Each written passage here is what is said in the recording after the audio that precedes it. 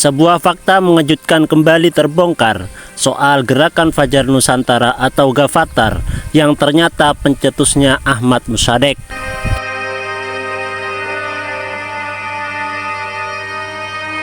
Sosok yang pernah memproklamirkan diri sebagai nabi setelah Nabi Muhammad SAW. Hal ini dia lakukan pada tahun 2006 lalu dan juga mendirikan gerakan Al-Qidayah Al-Islamiyah.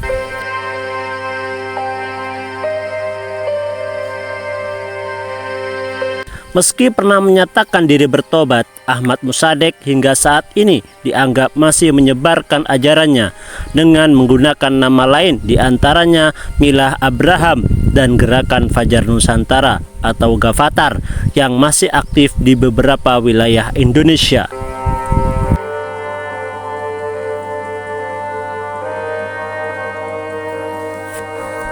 Pendiri Al-Qiyadah Al-Islamiyah, sebuah aliran kepercayaan di Indonesia yang melakukan sinkretisme ajaran dari Al-Quran, Kitab Injil dan Yahudi, juga wahyu yang diakui turun kepada pemimpinnya.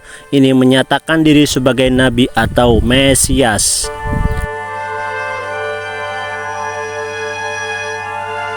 Dikatakan wahyu yang diterima Mossadegh bukan berupa kitab tapi pemahaman yang benar dan aplikatif mengenai ayat-ayat Al-Quran yang menurut pendapat Mossadegh telah disampaikan sepanjang sejarah.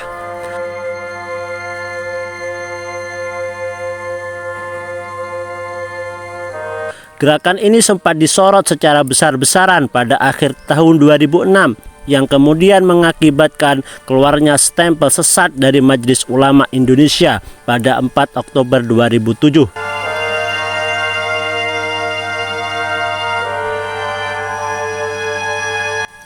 Setelah menjalani penelitian secara subjektif selama 3 bulan karena menyimpang dari ajaran Islam dan melakukan sinkretisme agama, pada tahun 2008 Pengadilan Negeri Jakarta Selatan memvonis Mossadegh 4 tahun penjara dipotong masa tahanan atas pasal penodaan agama.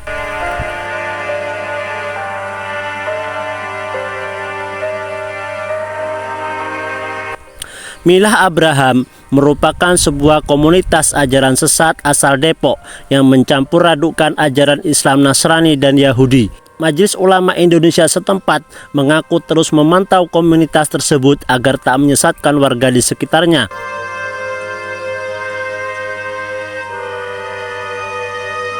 Menurut Sekretaris MUI Kota Depok, Khairullah Akhyari, Komar muncul pertama kali pada tahun 2010.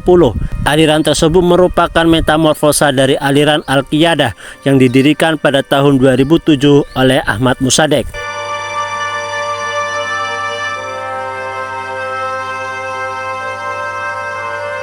Pengikut aliran Komar ini diindikasikan berkembang di Kecamatan Beji dan Kecamatan Cilodok, Depok.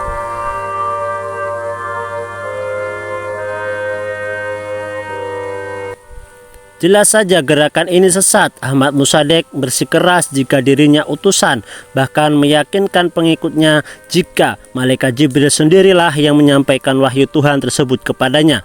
Majelis Ulama langsung memberi cap aliran sesat pada organisasi yang dipimpin Ahmad Mossadegh ini.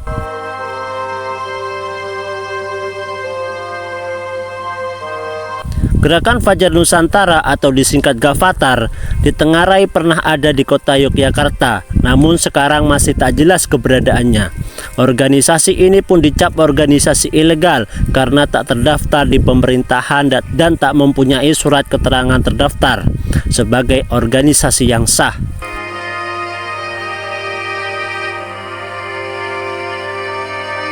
Organisasi Gavatar bukanlah organisasi baru di Indonesia. Ia merupakan wujud lain dari organisasi yang telah ada sebelumnya, yaitu Milah Abraham dan Al-Qiyadah Al-Islamiyah Indonesia.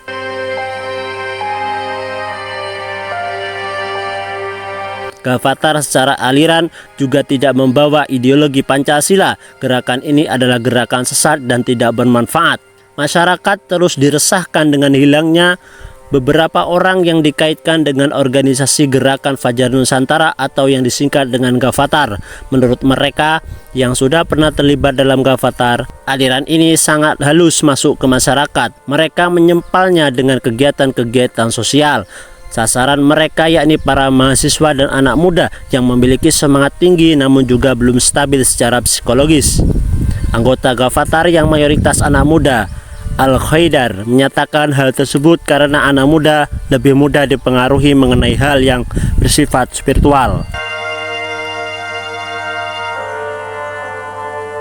Banyak pemukiman ex-anggota Gavatar di Kalimantan mengalami pengusiran dan penolakan dari masyarakat setempat.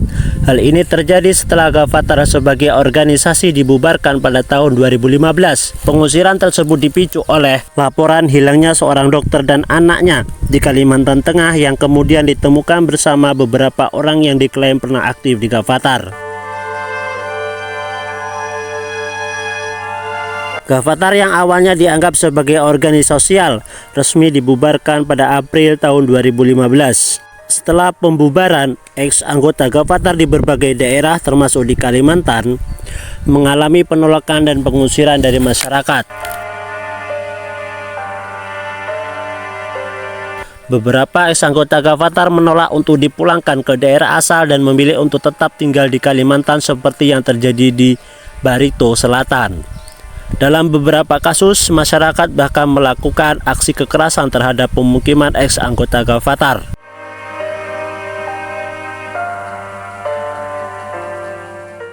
Pemerintah melakukan berbagai upaya untuk menangani kasus ini, termasuk pemulangan ex-anggota Gavatar ke daerah asal.